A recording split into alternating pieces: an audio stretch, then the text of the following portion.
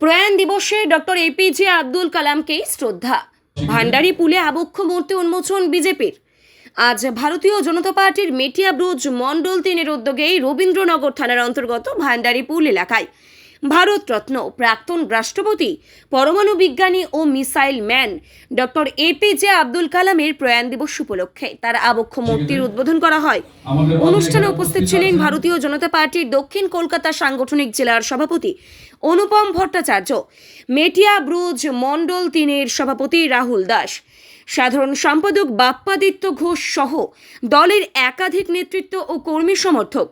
বক্তারা ডক্টর কালামের দেশপ্রেম, বিজ্ঞান চর্চা, শিক্ষা ও যুব সমাজের প্রতি তার অনুপ্রেরণামূলক বার্তার স্মরণ করেন। শ্রদ্ধাঞ্জলি অর্পণের মাধ্যমে অনুষ্ঠানের সমাপ্তি হয়। শেখ সাবির আলীর রিপোর্ট, SA star news, Rabindranagar Bhandari পুল।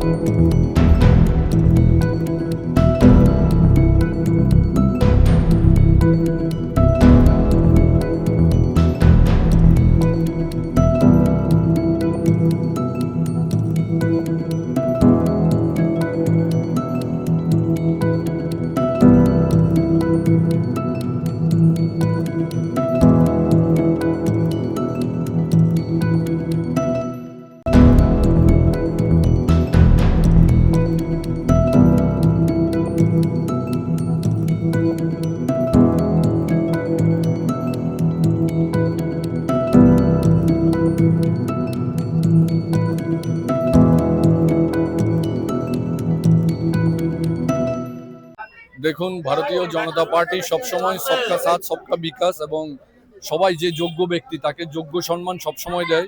ভারতীয় জনতা পার্টির সময় আমাদের এই প্রফেসর আব্দুল কালাম, যিনি একজন ভারতরত্ন বিশিষ্ট বিজ্ঞানী, মিসাইল ম্যান হিসেবে আমরা চিনি, ওনাকে সর্বোচ্চ সম্মান দিয়েছিল, ভারতের রাষ্ট্রপতি করা হয়েছিল। আজকের এই দিনে আমাদের মেটিয়া ব্রুজ মন্ডল 3-র পক্ষ থেকে ওনার আবক্ষ মূর্তি উদ্বোধন করা হচ্ছে। আমাকে এখানে আমন্ত্রণ জানিয়েছে, আমি সকলকে ধন্যবাদ জানাচ্ছি।